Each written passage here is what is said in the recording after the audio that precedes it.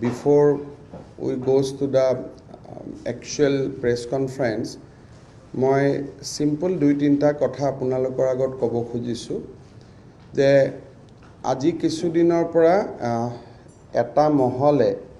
basically I don't want to be political but generally এটা প্ৰচাৰ চলোৱা হৈছে যে অসমত কোভিড ট্ৰিটমেন্ট বিনামূলীয়া নহয়। মই আপোনালোকক ইয়াৰ আগৰ সাংবাদিক মেলতো মই স্পষ্ট কৰি দিছিলোঁ যে আমি কোভিডৰ ট্ৰিটমেন্ট বোধহয় ভাৰতবৰ্ষৰ ভিতৰতে অসমে এখন ৰাজ্য য'ত আমি কোভিডৰ ট্ৰিটমেন্ট টু দা হাইয়েষ্ট এক্সটেণ্টলৈকে গৈ পেলাই আমি ফ্ৰী ট্ৰিটমেন্ট কৰি আছোঁ। Right from plasma to remdesivir to welcome kit to farewell kit আমি probably 360 degree আজি আমি কোভিড ট্ৰিটমেন্ট বিনামূলীয়া কৰি আছো। আমি মাত্ৰ তিনিটা ৰিফৰ্মছ আনিছিলোঁ আৰু মই ভাবো যে তাত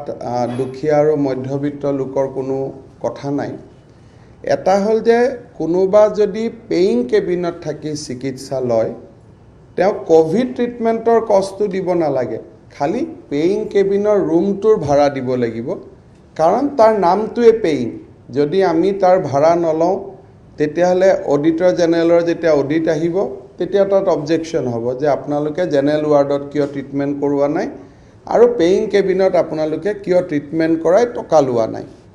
আৰু বেসিক্যালি পেইং কেবিনত যিসকল ব্যক্তি আছে,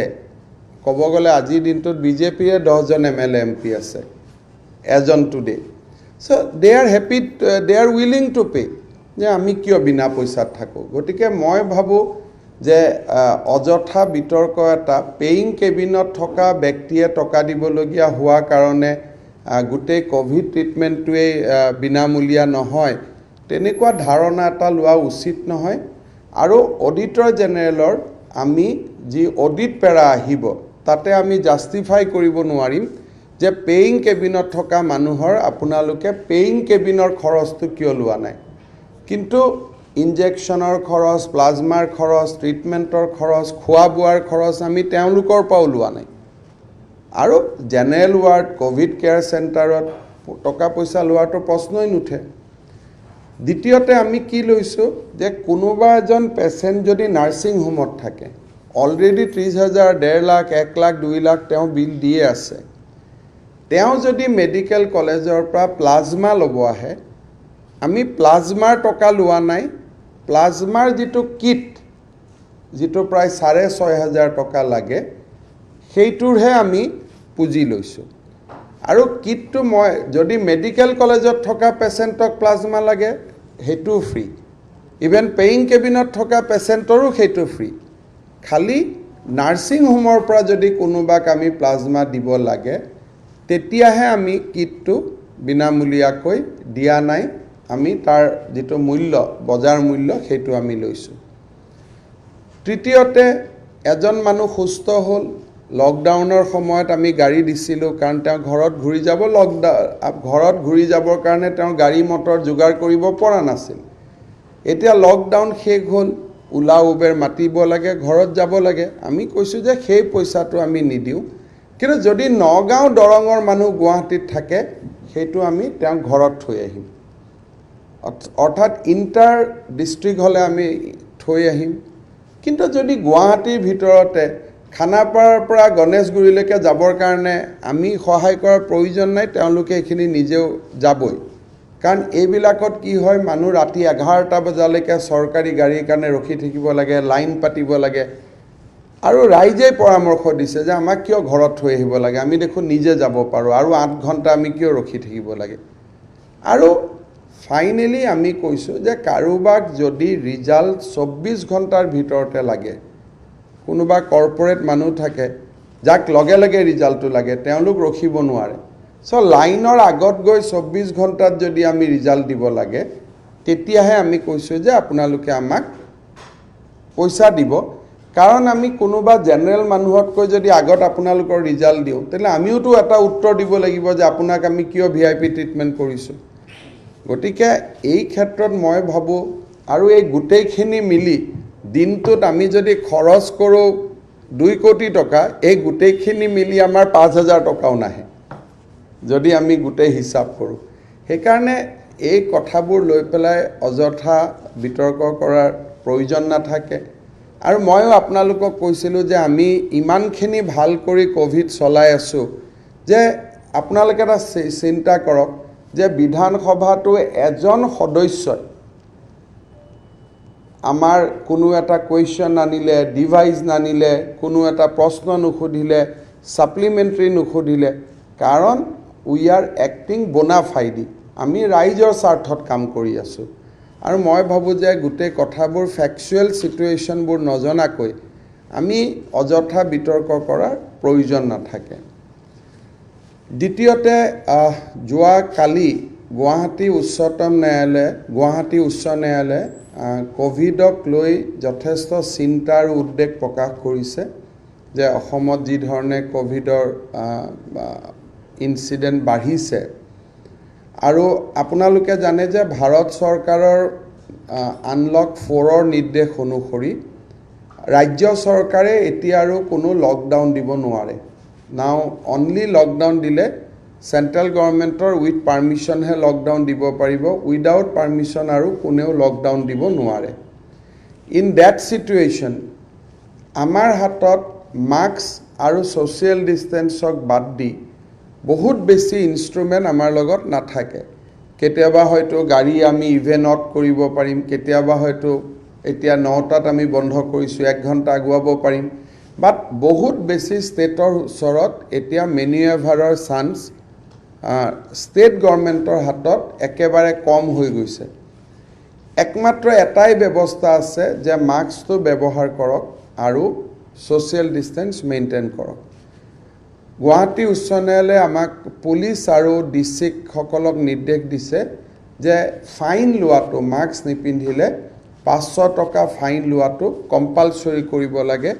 আৰু তেওঁলোকে চাব যে আমি কিমান ফাইন উঠাব পাৰিলোঁ। DC আৰু SP সকলক এটা পাৰ্চনেলি তেওঁলোকে লায়েবল কৰিছে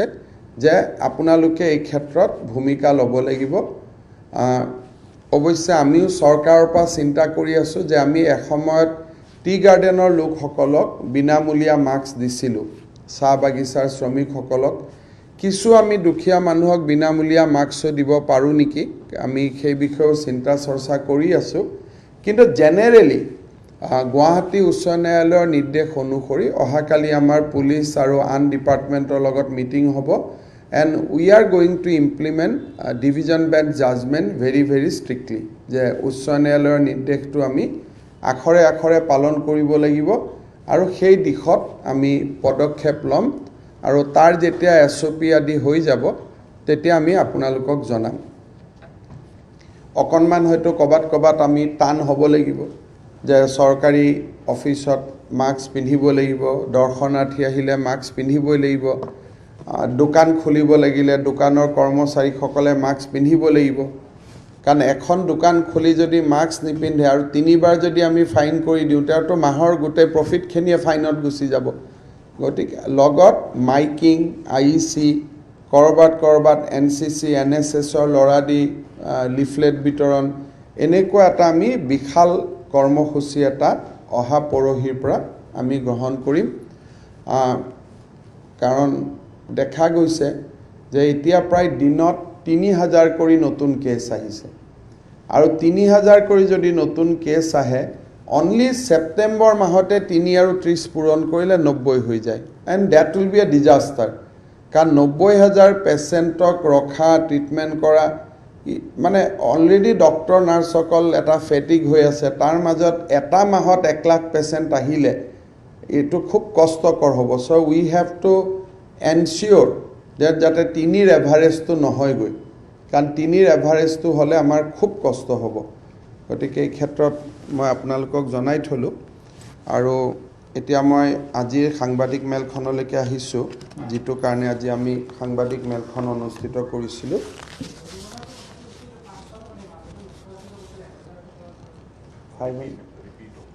in case of repeat offence 1000, suppose আপোনাৰ পৰা মই আজি 500 ল'লোঁ, এইটো কম্পাউণ্ডিং বুলি কয়। যদি 500 ল'লোঁ লৈ ছেকেণ্ড টাইম আকৌ আপুনিয়ে নিপিন্ধিলে তেতিয়া you will be for 1000 rupees এইটোৰ ওপৰত যদি কিবা প্ৰশ্ন আছে আপোনালোকে কৰি লওক যদি কোভিডৰ ওপৰত কিবা সুধিব খোজে গুৱাহাটীত পৰহি দিনাখন 900 কেছ পাইছিলোঁ তাৰ এটা সৰু কাৰণ আছিলে কি শিক্ষকসকলে বহুত টেষ্ট কৰিছিলে একেলগে শিক্ষক প্ৰফেসৰ কলেজ স্কুলৰ কৰ্মচাৰী 29-30 তাৰিখে তেওঁলোকে বহুত টেষ্ট কৰিছিলে সেইকাৰণে আমি একেলগে প্ৰায় 1000 হৈছিলেগৈ যোৱাকালি 700 হৈছে কিন্তু যোৱা আগষ্ট মাহলৈকে আমি 500ৰ তলত আছিলোঁ গতিকে ডেফিনেটলি জাম্প এটাটো হৈছে হয়তো 1000 নহ'বগৈ কিন্তু 500ৰ পৰা 700 বঢ়া মানেও অলমোষ্ট 1/3 বঢ়াটোতো বুজাইছে আৰু বিশেষকৈ এসময়ত মানুহে কৈছিল নহয় যে আপুনি এজন মানুহক দেখুৱাই দিয়কচোন কোন চিনাকি মানুহৰ কোভিড হৈছে বুলি এতিয়া যদি মেডিকেল কলেজত যায় গোটেই চিনাকি মুখৰ পয়োভৰ মোৰ মনত আছে এসময়ত কিছুমান মানে ইন্টাৰভিউ দিছিলে যে এই কোভিড মিছা কথা কৰবাত আপোনাৰ চিনাকি মানুহৰ কোভিড হৈছে নেকি এনেকুৱা সোশ্যাল মিডিয়া ফেসবুক ৰাজনৈতিক নেতাৰ মুখত এনেকুৱা কথা আহিছিলে এতিয়া যদি মেডিকেল কলেজত যায় অকল চিনাকি মুখ আজি ৰাতিপুৱা সংসদ দিলীপ শইকীয়া তপন গগৈ বৃন্দাবন গোস্বামী মানে নামৰ অভাৱ নাই সব চিনাকি মুখ এতিয়া তাৰ মানে কোভিডে লাহে লাহে আমাৰ গোটেই বৰঘৰতে সোমাই গ'লগৈ সব জ্বৰটো মানুহ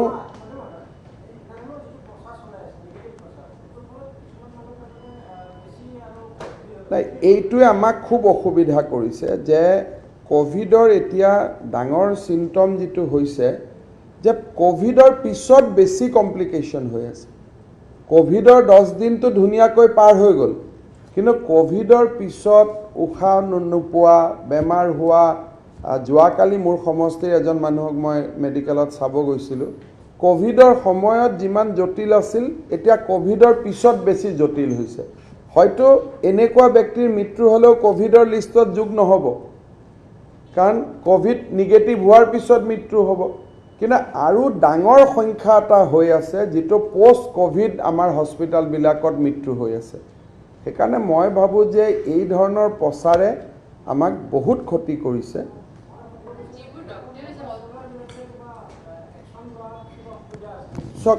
অসুবিধা একো নাই কিন্তু প্ৰচাৰ কৰা ব্যক্তিসকল এনেকুৱা হৈ যায় যে যিসকল ব্যক্তি সমাজৰ প্ৰতিষ্ঠিত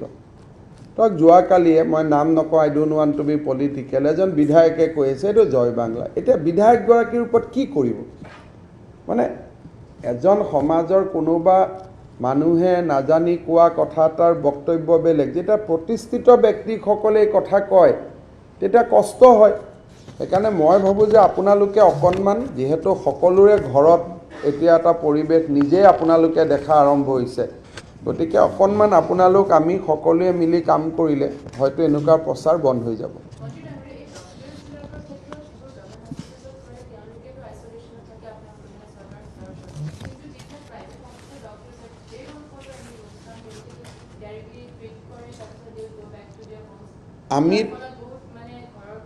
আমি তেখেতসকলক কৈছিলোঁ যে এজন ডক্টৰক আপোনালোকে 10 দিন ট্ৰিট কৰাই 7 দিন ৰেষ্ট দিয়াব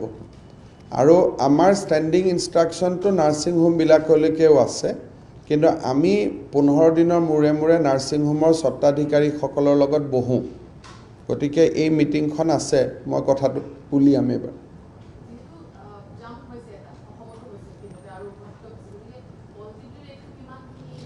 পজিটিভিটি ৰেটটো 6.3 6.2 আগতে এটা সময়ত আপোনালোকৰ মনত আছে যে ইট ওয়াজ 4.97 4.57 গতিকে প্ৰায় 1.5% পজিটিভিটি ৰেট বাঢ়িছে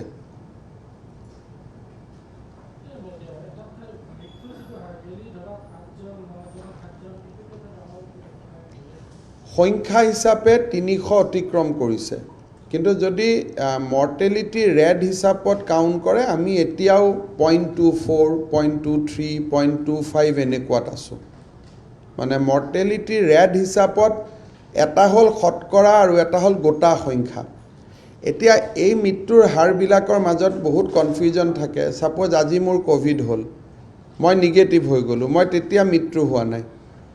পিছত হস্পিটালত গৈ মৃত্যু হলো কোভিডতো যোগ নিদিওঁ গতিকে এই টেকনিক্যাল আৰু নন টেকনিক্যাল এই বস্তুটো লৈ পেলাই সমস্যা এটা থাকে কিন্তু এইটো কথা স্পষ্ট যে মৃত্যু সকলো মিলিলেতো 1000টো ইতিমধ্যে স্পৰ্শ কৰি দিছে কাৰণ পোষ্ট কোভিড বহুত মানুহ মৃত্যু হৈছে কোভিডত কৈও ডিউৰিং কোভিডৰ মৃত্যু হয়তো কোনোবাই ক'ব যে 1000 সংখ্যাটো মন্ত্ৰীয়ে ক'ৰ পৰা পালে মোৰ হাতত ষ্টেটিষ্টিক্স নাই কিন্তু যেটো শুনি থাকো যে অমুক ঢুকালে তমুক ঢুকালে তাৰ পৰা মই ক'ব পাৰো যে ক্লোজলি 1000 মানুহ মৃত্যু হৈছে during Covid and post Covid এতিয়া মই হিচাপটো দিও ডিউৰিং কোভিড যিদিনাখনে কোভিডটো নিগেটিভ হৈ যায় তাৰ পিছতটো আমি হিচাপটো নিদিও কিন্তু আফটাৰ ডেট বহুত মানুহৰ মৃত্যু হৈ আছে কাৰণ হাওঁফাওঁ যেটো লাঞ্চ বুলি কয় তাততো ফাইব্ৰছিছ হৈ যায় নহয় উশাহ লওঁতে কষ্ট হয় কোনোবা মানুহ যদি আগত 6 কিলোমিটাৰ খোজ কাঢ়িছিল এটা আধা কিলোমিটাৰ খোজ কাঢ়োতে ফেপাব আৰম্ভ কৰে গতিকে প্ৰবলেম ইজ দেয়াৰ আৰু প্ৰবেবলি আমাৰ ইকনমিটো জিয়াই ৰাখাৰ কাৰণে আমি দুইটা সাইড মেইনটেইন কৰিবলগীয়া হৈছে কাৰণে পৰিৱেশটো জটিলৰ পৰা জটিল হৈ গৈ আছে তাত আৰু অস্বীকাৰ কৰিতো লাভ নাই যে জবৰদস্তি ভাল হৈ আছে বুলিতো কৈতো লাভ নাই বাট আমাৰ হাততো বহুত উপায় নাই কাৰণ কৈ আছে যে ইটো কৰক হিটো কৰক কাৰণ ইকনমিটো মানুহে 6-7 মাহ হৈ গ'ল আপুনি নোৱাৰা হৈ গৈছে আজি যোৱা মাহত আমাৰ 960 কোটি টকা জিএসটি উঠিব লাগে উই কুড কালেক্ট 590 crores সো আৰু ইমান ডেফিচিটত চলিব নোৱাৰি সামহাও অসমত 2 বছৰ আগৰ পৰা কিছু এডভান্স প্লেনিং কৰা হৈ আছিল বুলি এণ্ড সঁচা কথা ক'ব গ'লে ইলেকশ্যন ইয়াৰ বুলি মই অলপ টকা সেভিংস কৰি আছিলোঁ আগৰ পৰা যে ইলেকশ্যনৰ বছৰটোত কৰিম ইলেকশ্যনতটো কৰিব নোৱাৰিলো কোভিডৰ কামত আহি গ'ল কথাটো হ'ল সেইটো মানে এটি যে আপোনালোকে ক'ব পাৰে যে 2 বছৰ আগৰ পৰা মই প্ৰত্যেক বছৰে অলপ টকা সেভিংস কৰি আছিলোঁ যে ইলেকশ্যনৰ বছৰটোত কিছু ভাল কাম কৰিম কিন্তু সেই টকাখিনি এতিয়া কোভিডত লগাই আছো আদাৰৱাইজ তো নাছিলে আদাৰৱাইজ তো আমাৰো অৱস্থা বাকি চৰকাৰৰ দৰে হৈ গ'লহেঁতেন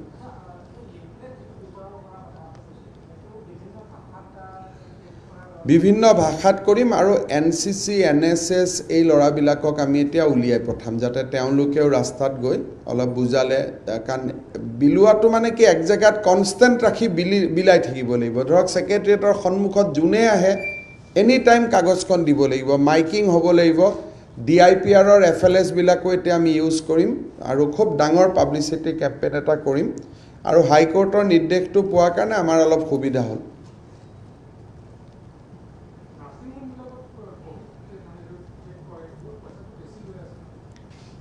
তাৰমানে চক তেওঁলোকে কোভিড ট্ৰিটমেন্ট কৰিব খোজা নাছিলে গুৱাহাটীত তেতিয়া এছাম মানুহ ওলালে যে নহয় আমাক নাৰ্ছিং হোমত যাব দিব লাগে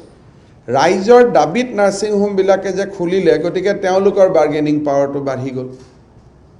মানে নাৰ্ছিং হোমৰ প্ৰশ্নটো নাছিলে তেওঁলোকে কোভিড ট্ৰিটমেন্টত সোমোৱাই নাছিলে ৰাইজে দাবী কৰিলে যে মেডিকেল কলেজত বেয়া লেট্ৰিন বাথৰুম হাবি যাবি অজস্ৰ কথা ওলালে তেতিয়া চৰকাৰে বাধ্যত পৰি নাৰ্ছিং হোম বিলাক খুলি দিবলগীয়া হ'ল এটা নাৰ্ছিং হোমৰ মালিকে কয় স্যাৰ আপুনি কোৱা কাৰণে খুলিলো নহলে আমাৰটো ইচ্ছাই নাছিলে মানে সমস্যাটো উল্টা কৰি দিলে তো মানে দে আৰ মৰেলি ইন এজ এন এজিফ তেওঁলোকে আমাক সেৱাহে কৰি আছে খুলি পেলাই চৰকাৰক কাৰণ আচলতে প্ৰয়োজন নাছিলে আপোনালোকে যদি চাই জিএমচিত মানুহৰ মৰ্টেলিটি নাই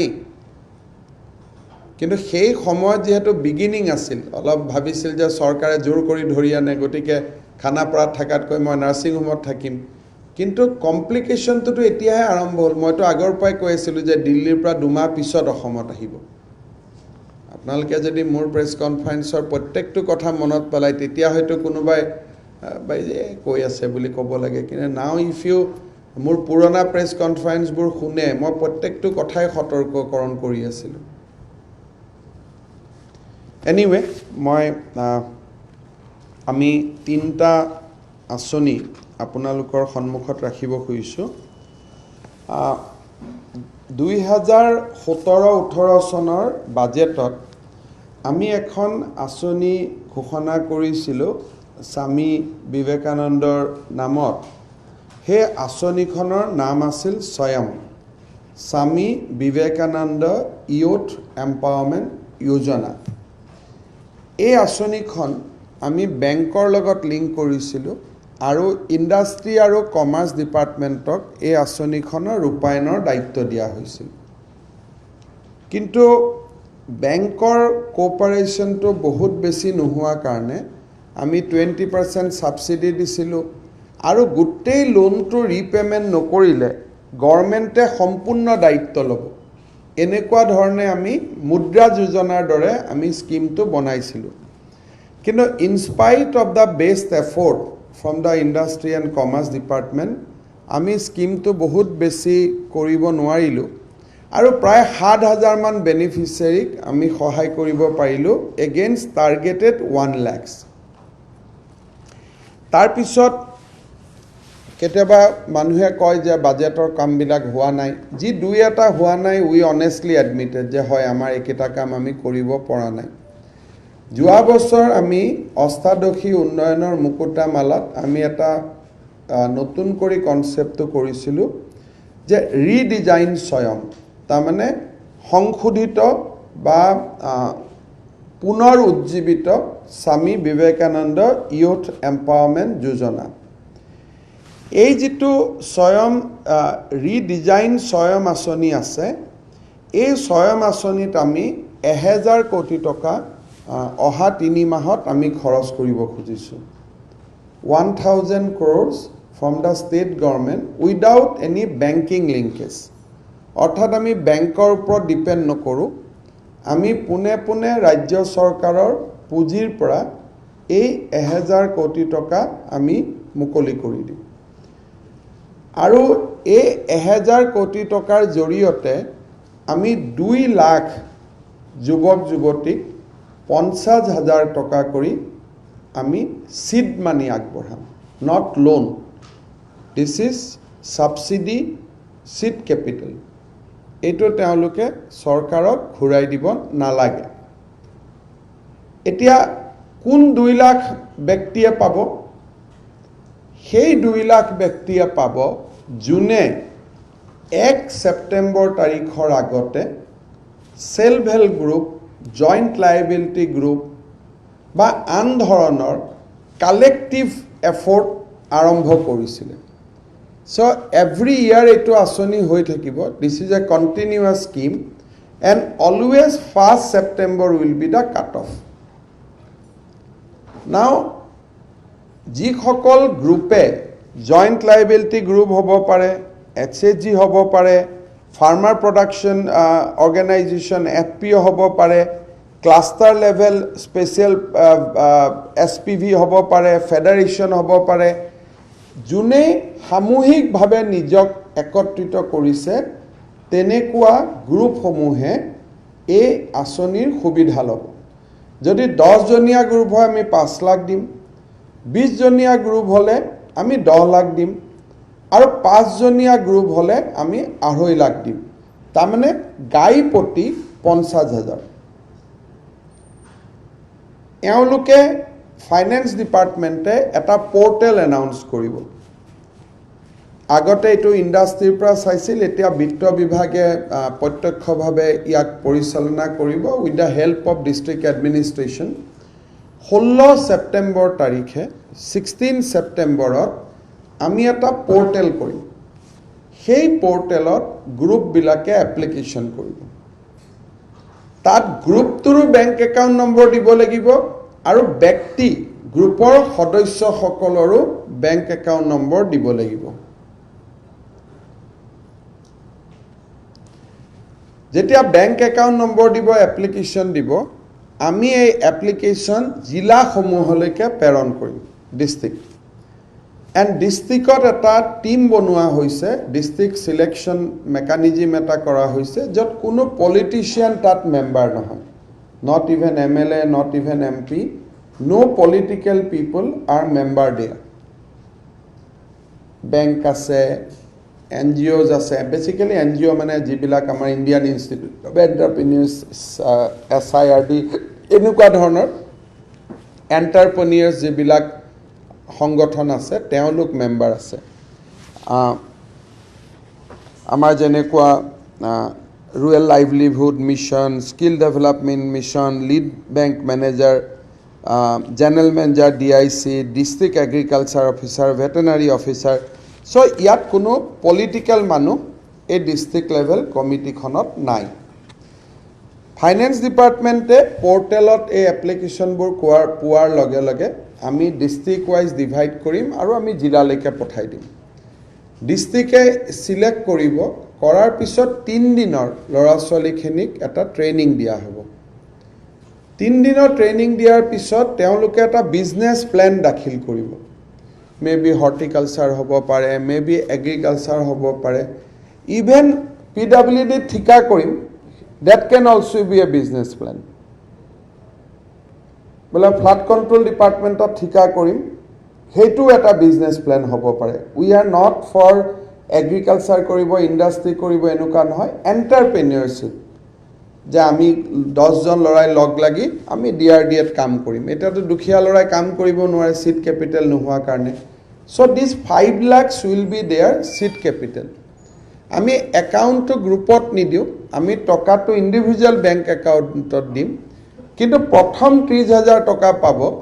টকাটো পায়ে তেওঁলোকে গ্ৰুপত দি দিব লাগিব, নহ'লে প্ৰেচিডেণ্ট ছেক্ৰেটাৰীয়ে গ্ৰুপটো পৰিচালনা কৰে. এতিয়া যেতিয়া মোৰ বেংক একাউণ্টৰ পৰা চেকখন গ্ৰুপত যাব,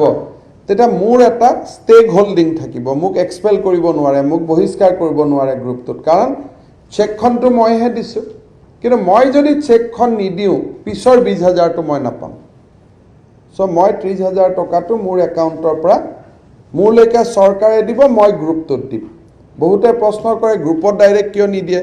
গ্ৰুপত দিলে আকৌ বাকীবিলাকক মেম্বাৰক এক্সপেল কৰি দিয়ে কিছুমান গ্ৰুপে. সেইকাৰণে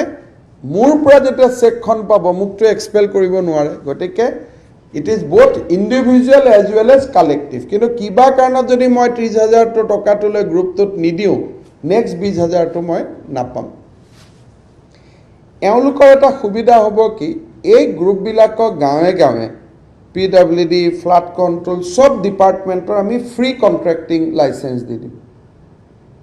যিসকল গ্ৰুপে ক'ব মই PWDত কাম কৰিম, আমি তেওঁলোকক ফ্ৰী ৰেজিষ্ট্ৰেশ্যন দিম. ফ্লাড কণ্ট্ৰোলত কাম কৰিম, ফ্ৰী ৰেজিষ্ট্ৰেশ্যন দিম. কিবা আমি ফিচাৰী বনাম, ফিচাৰীয়ে নিজৰ আন স্কিমৰ লগতো এওঁলোকক জড়িত কৰি ল'ব. এগ্ৰিকালচাৰত কাম কৰিম, এগ্ৰিকালচাৰে ডিপাৰ্টমেণ্টৰ আন স্কিমৰ লগত যোগ কৰি ল'ব. বোলে গেলামাল দোকান দিম, আমি মুদ্ৰাৰ লগত আৰু ফাৰ্ডাৰ লিংকেজ কৰাৰ চেষ্টা কৰিম, যাতে this is just a seed capital, এইটো লোন নহয়. তেওঁলোকৰ ইয়াত কোনো বেংকৰ দায়বদ্ধতা নাপায়. এই চিট কেপিটেলটো ইউজ কৰি 5 লাখ টকা বেংকত 25% দিলে তেওঁলোকে হয়তো 25 লাখ টকা লোন পাব পাৰে, যদি কোনোবা তেনেকুৱা ভাল এণ্টাৰপ্ৰেনিয়ৰ্ছ তাৰ মাজৰ পৰা আহে. 2 লাখ ল'ৰা ছোৱালী উপকৃত হ'ব,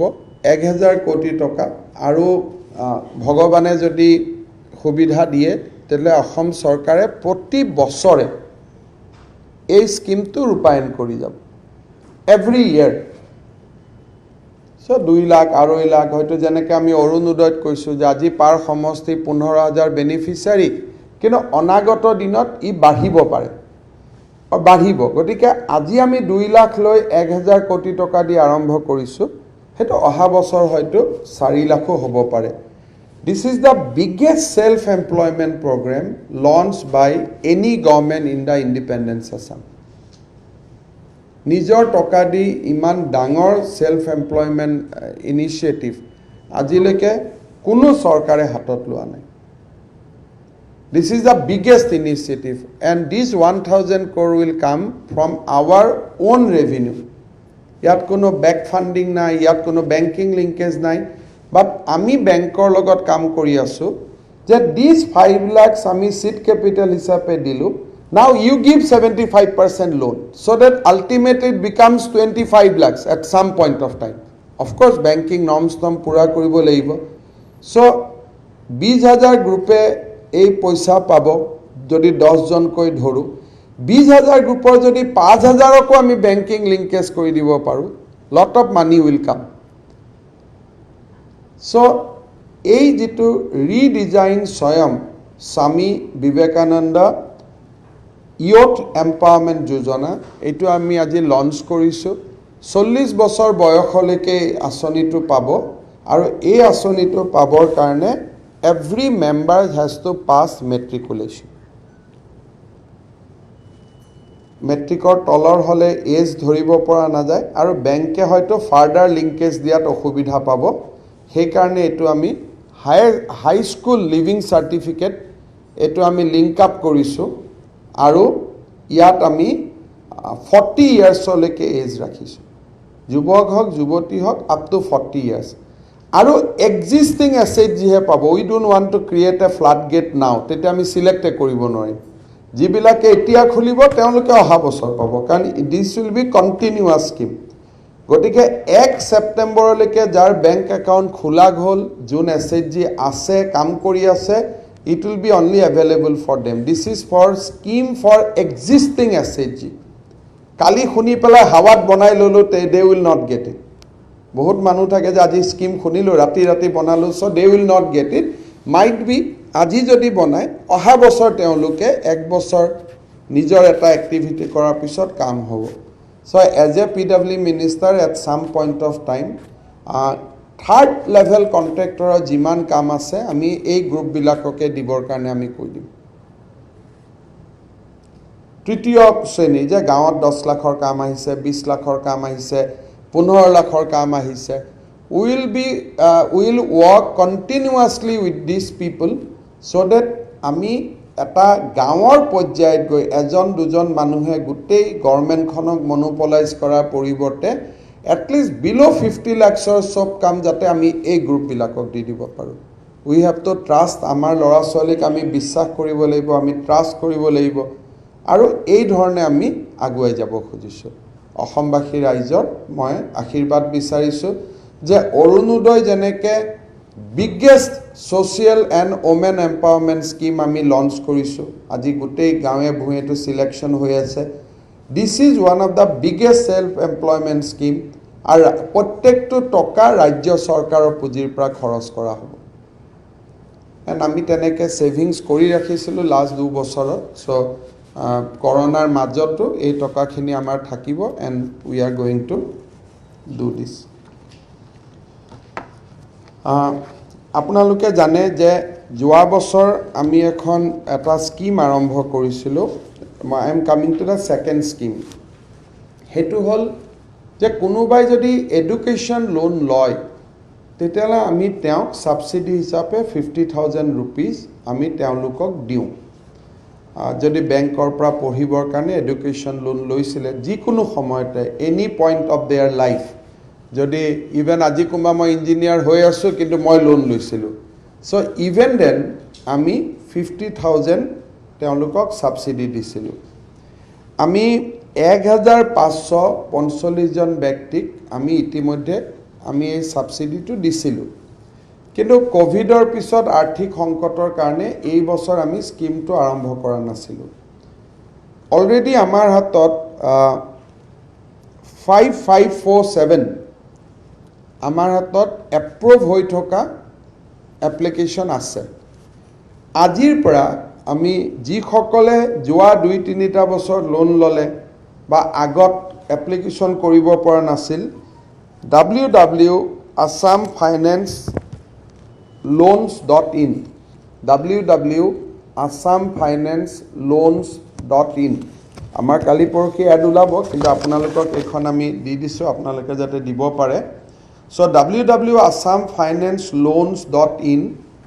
ইয়াতে যদি আবেদন কৰে তেতিয়ালে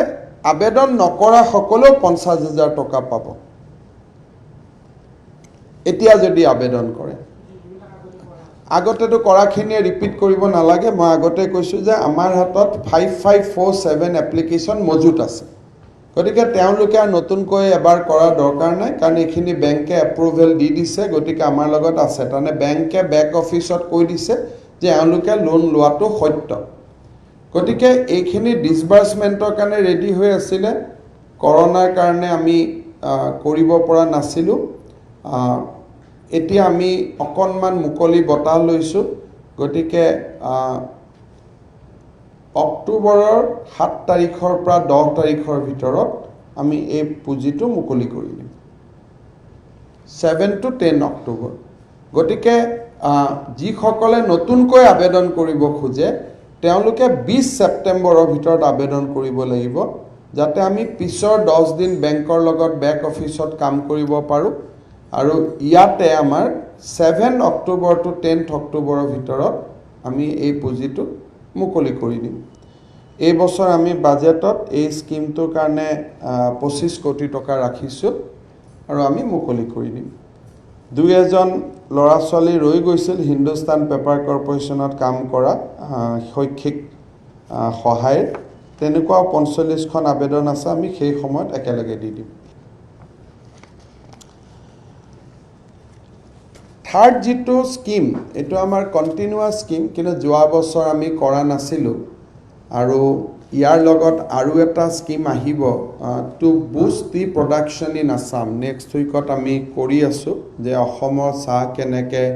ৰপ্তানি হ'ব পাৰে কেনেকে ওয়াৰ্ল্ড মাৰ্কেট আমি ল'ব পাৰো so some more schemes we are going to announce next week but আজিৰ স্কিম তো চাহ বাগিচাৰ শ্ৰমিক সকলৰ কাৰণে আপোনালোকে জানে যে অহা 2 অক্টোবৰত আমি চাহ বাগিচাৰ প্ৰায় 120খন হাই স্কুল আমি একেলগে মুকলি কৰিম মানে কাম আৰম্ভ কৰিম আৰু এপ্ৰিলত আমি এই হাই স্কুলবিলাক আমি নিৰ্মাণ কৰিম আৰু এই হাই স্কুলখিনি হ'ব স্বাধীনতাৰ 70 বছৰ পিছত বাগানত নিৰ্মাণ হোৱা প্ৰথম হাই স্কুল এতিয়া আমাৰ যেটো আঁচনি আছিল হেতু হল চাহ বাগিচাৰ ধন পুৰস্কাৰ মেলা আপোনালোকে জানে যে ডিউৰিং দা ডিসইনভেষ্টমেন্ট পিৰিয়ড অসমত আমি চাহ বাগিচাৰ শ্ৰমিক সকলক বেংকিং লিংকেজৰ লগত এছ'চিয়েট কৰিবলৈ চেষ্টা কৰিছিলো 2017-18 আমি 6,33,411 6,33,411 চাহ শ্ৰমিকৰ একাউণ্ট খুলিছিলো আমি তাত 2,500 টকাকৈ জমা দিছিলো যাতে একাউণ্টখিনি জিয়াই থাকে আমাৰ প্ৰচেষ্টা চলি আছিল 2018-19 চনত আমি আৰু এবাৰ এই আঁচনিটো আমি আৰম্ভ কৰিলো যে যিসকলৰ বেংক একাউণ্ট ৰখি গৈছিল তেওঁলোককো যাতে আমি ফাইনান্সিয়েল ইনক্লুজনত আনিব পাৰো সো 2018-19 চনত আমি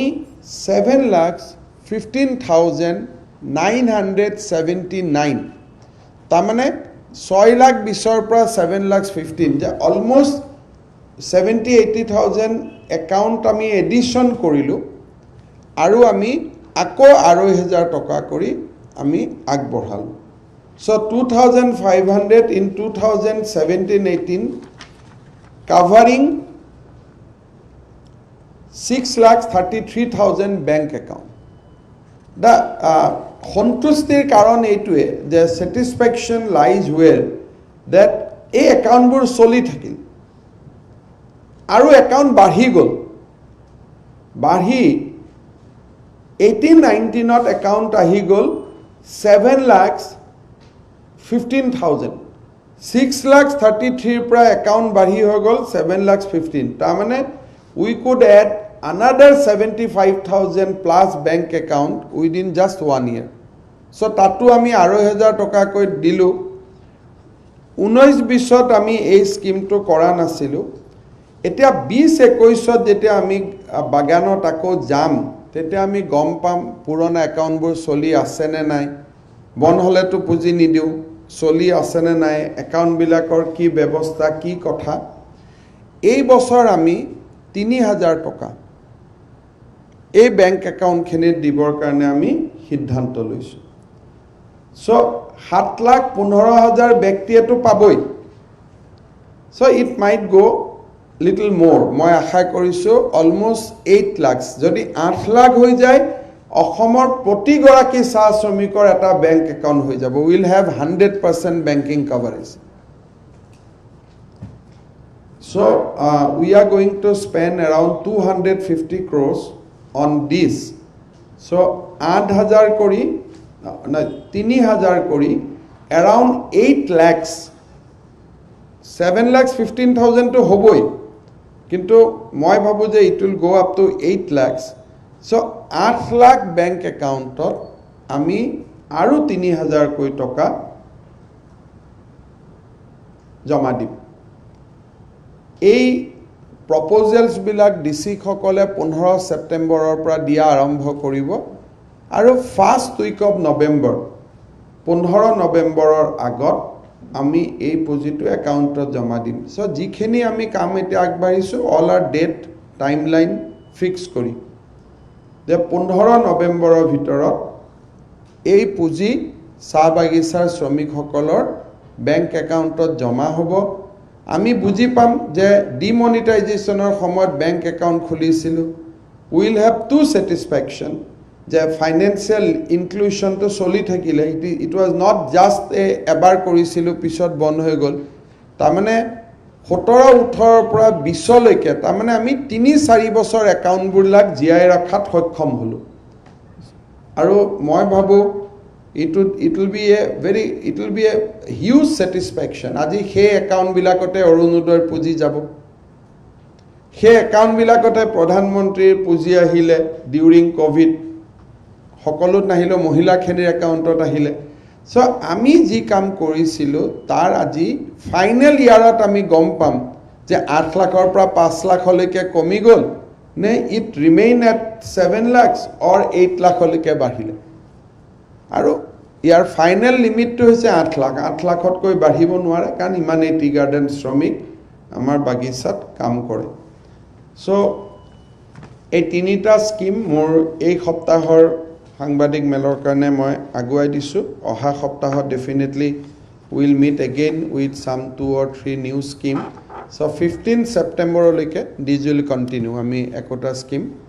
দুটা স্কিম তিনটা স্কিম এটো চলি থাকিব আপোনালোকৰ যদি কিবা কোৱেশ্চন আছে আপোনালোকে সুধিব পাৰে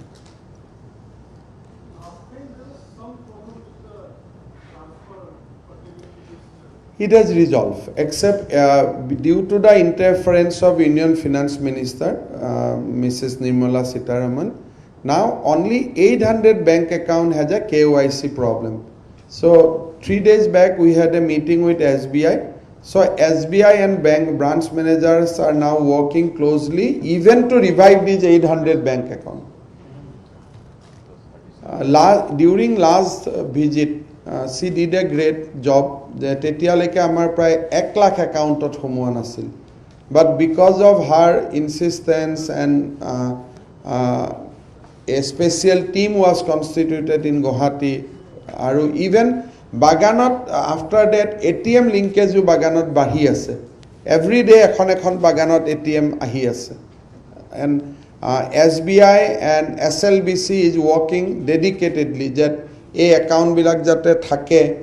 KYC hoy timely aru Aadhaar link KYC hoy joar pisoto this problem will over for all time to come yeah all foundation because you see all we derive inspiration from the Prime Minister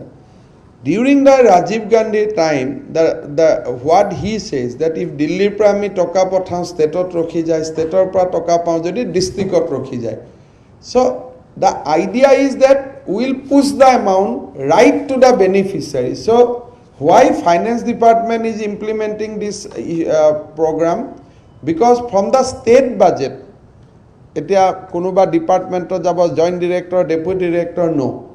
so right like central government Krishak Sanman Nidhi jot centrally toka to ahi jay without routing through any department so department at the district level will select beneficiary but money will flow directly from the state treasury to the bank account yat mane they don't have to come to any office ebar prothom selectioner samoy hoyto they have to come a bit but after that ei gute scheme bilak permanent in nature aru digital platform ami use kori asu apnaloke jane je we got a loan from World Bank on fiscal improvement in the beginning of the first year of our government so hetu we have created a DBT and ultimately we want to capture bank account of 3 crore 30 lakhs people of Assam. So সকলোকে এটকা দিব খুজিলে যাতে এক জায়গাৰ পৰা আমি দিব পাৰো. So that huge work is going on, but of course these 5 years we left with little bit unfinished, and I don't have time, but I think that in next 5 years আমি এটো যে প্ল্যাটফর্ম বনাই আছো beneficiary কি platform আমি গোটে যে social scheme বিলাক আমি আনিব. So we are creating a social registry, and this social registry will in due course of time capture the bank account of every people of Assam along with their Aadhaar, so that we'll establish a direct linkage between the state treasury and the beneficiary, no intermediary. That was the idea.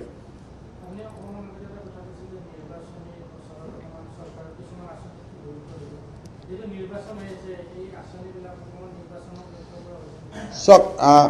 basically যেতিয়া it's আপোনালোকে দুইটা way ক'ব পাৰে যে I had the opportunity of being finance minister of this state for 5 years. I want to leave with some strong legacy that these are the scheme Assam can implement. Assam can implement scheme like Orunodoy. Assam can implement scheme like Swayam. So these are the concept of resurgent Assam. So political people will link it up with election. কিন্তু মই ভাবো যে মোৰ দৃষ্টিত এটা আপোনালোকে অৰুন্ধুতিৰ কথাও কৈ আছিল, you will get good news in a month's time. চ' গোটেই আইডিয়াটো হ'ল যে আত্মবিশ্বাসী অসম, যে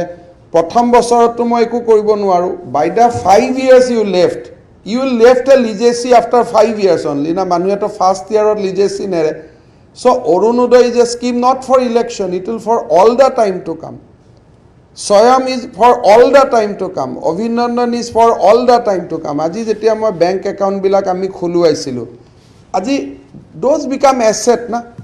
Gotike politician e bhal kam korile manuhe vote die, electioner logot link kore. But ইলেকশনৰ চিন্তা কৰি আমি কামবোৰ কৰি নাথাকো, আমি ভাবো যে আমাৰ দিনত আমি ৰাইজৰ কাৰণে কি এৰি থৈ যাব পাৰিলো বা কি কৰিলো. These people should say that this is a legacy we want to left, that অসমৰ দৰে সৰু ৰাজ্যও ইমান ডাঙৰ ডাঙৰ স্কিম ইমপ্লিমেণ্ট কৰিব পাৰে. তাক যদি মানুহে ভাল পায় ভোট দিয়ে ভাল কথা, ভোট নিদিলেও ভাল কথা. সো হেতুটো so it is we want to leave that resurgent Assamor jitu ami concept anisilu, we want to do that.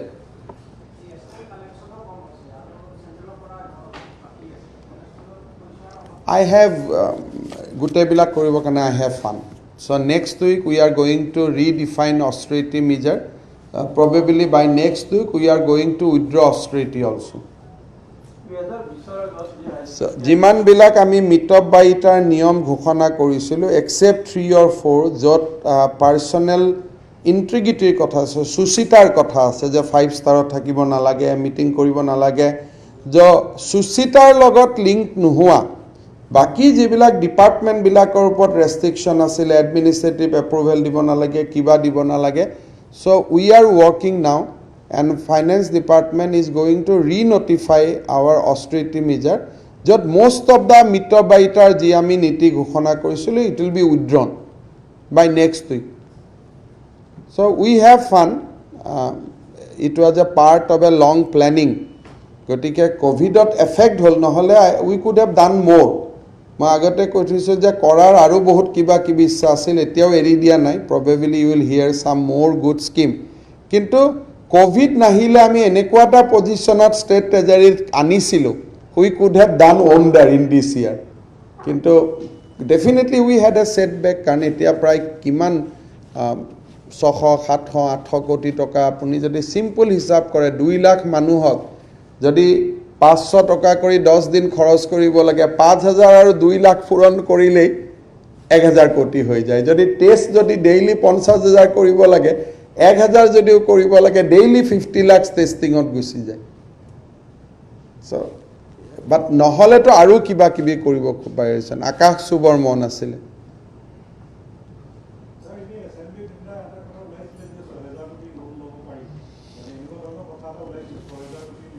আমি যিসকলে নাজানে তেওঁলোকে কয় বছৰত we are entitled for 3% of total আমাৰ GDP 3% আমি লোন ল'ব পাৰোঁ ভাৰতবৰ্ষৰ চব চৰকাৰে লয় 3% অফ দ্য GDP চ' আমি 6,000 কোটি টকা নলওঁ আমি 12,000 কোটি টকা লোন লওঁ প্ৰত্যেক বছৰে বিকজ আমাৰ GDP-য়ে 3,47,000 যদি অহা বছৰ GDP কন্ট্ৰেক্ট হৈ যায় 2 লাখলৈকে 2 লাখৰ 3% গতিকে এইটো ভাৰত চৰকাৰৰ নিয়ম যে 3% অফ দ্য GDP আপোনালোকে লোন ল'ব পাৰে ষ্টেটে it is a constitutional scheme গতিকে ইয়াতে 6,000 কম কৈছে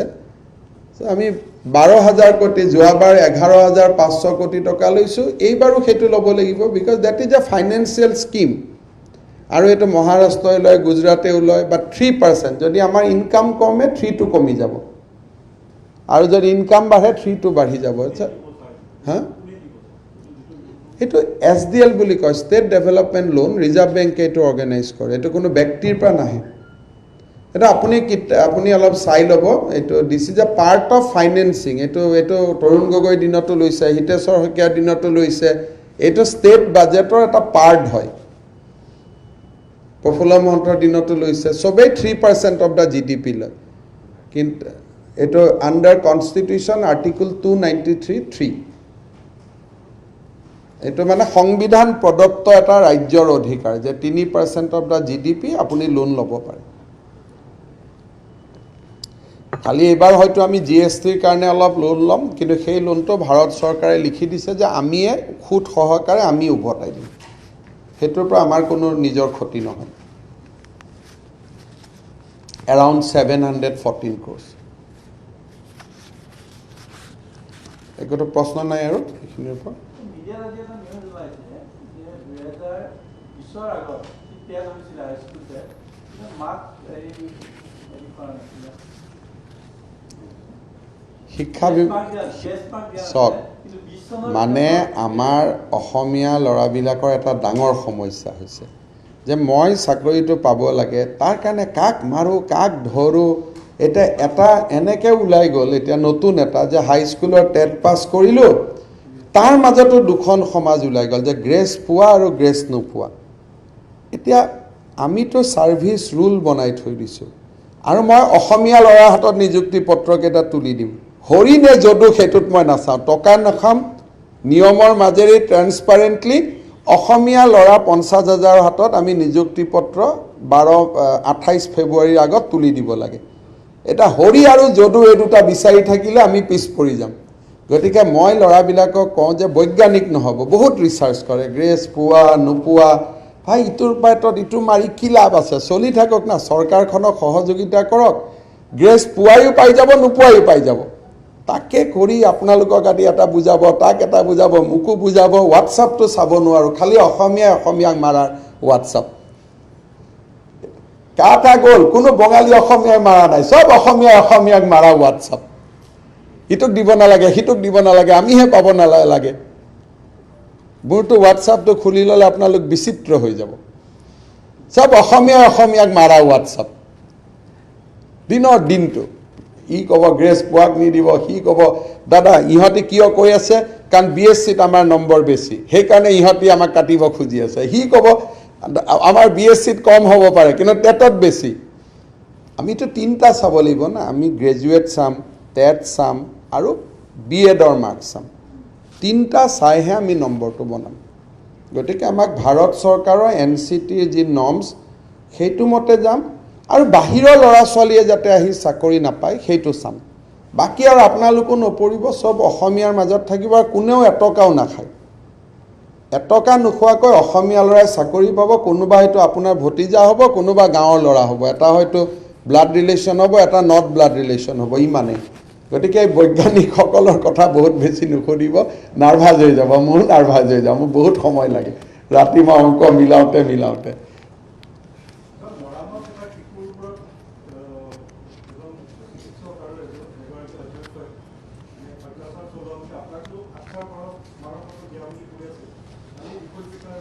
মই চাই দিম দিয়ক মই ৰেডি হৈ অহা নাই কিবা এটা ভুল কথা ক'ব খোজা নাই ধন্যবাদ বহুত